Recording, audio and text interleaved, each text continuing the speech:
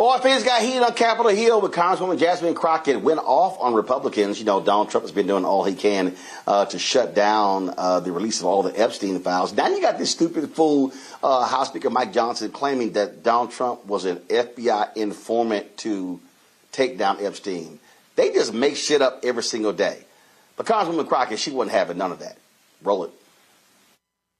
It's interesting that we're sitting here and we're talking about the so-called threats to the First Amendment when the biggest threat to free speech right now is the old guy that is sitting over in the Oval.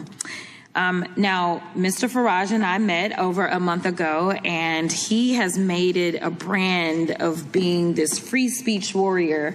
And one of the things that I wanted to recap was the fact that he literally tried to shut down my ranking member as he was engaging in his own free speech. It seems like it's more so free speech for me, but not for thee, a lot of times with certain people.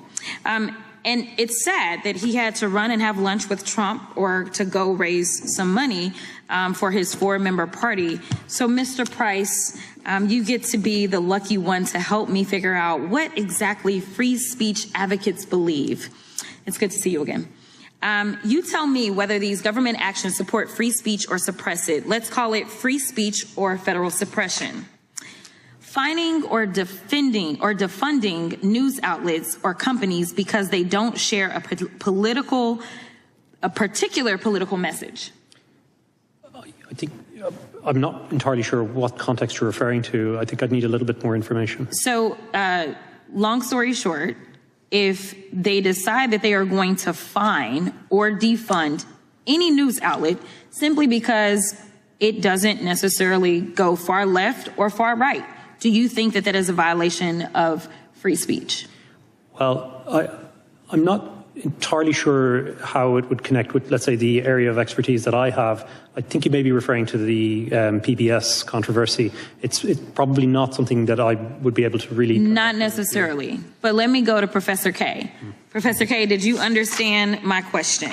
Fining or defunding news outlets or companies because they don't share a particular political message? Yeah, thank you for the question. At the very core of the First Amendment is a prohibition of viewpoint discrimination. Okay. And what you described sounds like viewpoint discrimination. So it definitely sounds like federal suppression. If you require news outlets and companies to have content moderators to ensure their coverage promotes a political ideology or leaning, would that be federal suppression? Well, that does sound like an interference with the company's content moderation decision. Banning materials because of their content. Materials? Yes, so like books. Oh, of course. Well, and we've seen this in the range of book bans at libraries across the country. Absolutely. What about threatening private companies with lawsuits or fines unless they do the government's bidding? It sounds like pressure that would be undue, yes. Okay, so I agree with you. All of these actions are exactly what Trump has done since he's taken office. Make no mistake, Trump is weaponizing his idea of free speech to force folks and companies to become his political puppets to promote his propaganda. Trump and Republicans defunded NPR because they argued it was biased. Trump has removed books discussing racial discrimination at U.S. military academies, including the amazing Maya Angelou's autobiography, I Know Why the Caged Bird Sings. He's tried to strip funding to schools across the country if they don't remove materials that include discussions of racial discrimination or that promote diversity. And in order for the merger between Paramount and Skydance to happen, the FCC chairman and Republican-appointed commissioners required Skydance to establish a bias monitor. And in its FCC order noted reports, quote, concerning negative media coverage of the Trump administration. This is to say nothing of Trump pushing television networks to get rid of comedians and talk show hosts who criticize his administration, say like Mr. Colbert. Let's call this what it is. It's Trump weaponizing the idea of free speech to force people, institutions, and companies to be his mouthpieces. This ain't free speech, it's propaganda. Meanwhile, my Republican colleagues are out here having a meltdown over the European bill, one that, by the way, includes provisions to fight child trafficking. You know, it's frustrating because we talk about being fiscally responsible and we talk about free speech. And right now, as we're having these discussions, you know who's trying to shut down members from voting in the way that they want to vote? It's the president, who literally said he would look at anyone who decided that they were going to vote to release the Epstein files as hostile. That sounds like a threat as it relates to all First Amendment protections, in addition to the fact that it's literally contravening our constitutional duty that we swore an oath to, because we don't swear to an orange king. Instead, we have sworn an oath to the Constitution, and we were elected to represent the people that elected us. Thank you so much, and I'll yield. Candace, these people don't give a damn about free speech. What they care about is that they have free speech and they shut everyone else down.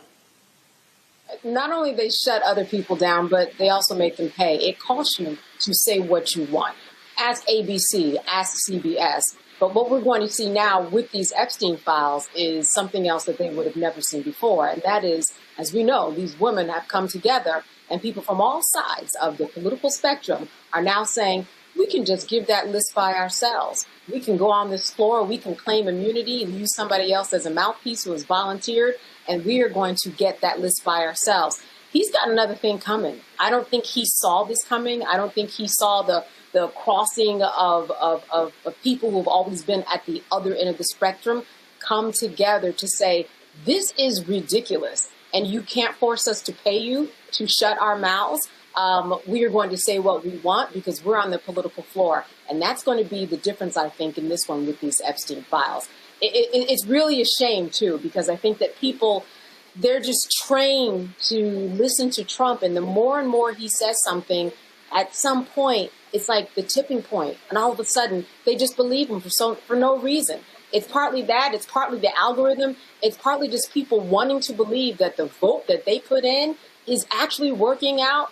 When it's not, we are going to see a lot from these Epstein files, and everything that we've seen so far is leading me to believe that we're going to go down a path that we have never gone down before. This is what happens when you elect somebody, Michael, who has no morals, values, principles, or ethics, no integrity, no honor or decency. Absolutely. Also, don't forget somebody who tried to overthrow the government and incited the insurrection. Let's not forget that also. And then gave a pardon to the insurrectionists, 1,500 of them approximately, on his first day back in office. So this was predictable. And this is a guy who was good friends, but according to Jeffrey Epstein, who's dead now, he can't speak for himself, but he was good friends with Jeffrey Epstein for 10 years. OK, and see, the question I have is like, OK, so Jeffrey Epstein was sexually abusing all these women for years. Right. So at what point did Donald Trump realize that Jeffrey Epstein was sexually abusing underage girls and women before he cut off the friendship with them? See, that's a question that I have. You were friends with him for about 15 years, right? At what point did you realize, you know what, there's something wrong with this guy? But this is when you deal with somebody with no morals, who is an authoritarian, who is in mental decline. They talked about Biden's mental decline. This guy's getting worse day by day, okay? And he's getting desperate also. This is not going away. Speaker Johnson ended the House session before the recess a day early to avoid taking a vote. And then they come back after vacation, and and then you have the press conference, okay? This is exploding, and you have last time I heard, there are two Republicans short of Thomas Massey's and Ro Khanna's bill being able to be put on the floor, getting that pushed through. They need 218 votes. So this is not going away. It's getting worse for Donald Trump. Matt? I mean, my thoughts are a little bit of a combination of Candace and Michael's. I mean, something that Candace indicated is what I see, and that's the Trump administration takes the position of the more we say it, the more we legitimize it. I think the problem with that, to Candace's point, is that they underestimated how much people would draw the line at his association with Epstein and them not being truthful about what's in those Epstein files. And, you know, all of Bondi's back and forth and DOJ's back and forth about whether they'll release things, what they won't release, all of that. Long story short, I don't think that even the people in their base are okay with his association with that. And I think they're running scared, frankly, to see how long they can keep it concealed and see if they can distract us with other things before that flag really gets planted. But I think you got a problem when even crazy Marjorie Taylor Greene is saying that she's going to, you know, want to know everything that's in those files, right? Like that's, they've been towing the MAGA line so long that when you see a break like that, I think that's a harbinger of something bad to come for the administration. So, I mean, that's what I'm seeing. But what I see with the media and what I see with people in his base is the more they say it's legitimized. And the thing I don't understand with that is you've done a great job on this show over the years of pointing out all the dishonesty, all the falsehoods, all the lies. Well, you see so much vacillation as it relates to the administration and his relationship with Epstein and what they're going to release with Epstein, that at a certain point, you know, you wonder the people who are the same people who were, you know, calling for the heads of all those people when they thought that pizza place there in D.C. housed, you know, a den of pedophiles at the bottom of it, those crazy folks, those are the same people who were a part of MAGA. And I don't know how long they can run before they have to give that information up. And I suspect that information is going to Michael's point, show that he had a much cozier relationship with Epstein than he's willing to let on. And I think that is going to be, you know, irreparably damaging to him and his administration. But I don't know what the back end of that is, because you were watching him trample over the Constitution on nearly a daily basis. And the guardrails we thought would keep, you know, some of that action from happening have not been effective. So I don't know what that means at the end, but I think they're running from having to give that information up. Be sure to register for my new online history course. Visit our website, AfricanHistoryNetwork.com, AfricanHistoryNetwork.com. This class is on Saturdays, 4 p.m. Eastern Standard Time. And it's going to start Saturday, August 6th, 2025. Go to our website, AfricanHistoryNetwork.com, and scroll down. This is African empires, the Moors, and the transatlantic slave trade, 5000 BC to 1800 AD. This is a 10-week online course. We're actually going to start on Saturday, September 6th. Click right here to register. Class is on sale. $80. We do the sessions live. All the sessions are archived and recorded. You can go back and watch it anytime. And one of the things we'll talk about are various African empires, whether we talk about ancient Nubia or the Kush Empire, ancient Kemet, ancient Egypt, Great Zimbabwe, Carthage, the Nok culture. We're going Meroe, Axum. We're going through and looking at history, thousands of years of history, various African empires, and then also we'll deal with the transatlantic slave trade and how it evolved. So we'll look at history from 5000 BC through 1800 AD. You'll get 5 of my lectures in digital download format free with this. And then also be sure to download our class lesson plan here as well. Click on the download button to download our class lesson plan. And visit my website, AfricanHistoryNetwork.com. Our social media handles are here as well. And you can email me through the website. Just click on contact the African History Network. So this class is PG-13. You can use this content with your children. Also, I don't do a lot of cursing or anything like that. It's very visual. There are 80 to 100 articles that we reference in the class. I show you the articles on the screen. There are 15 books that we reference. You don't have to buy any of the books. We show you the books we show you the pages of the books on the screen as well. And there are 200 slides in the class also.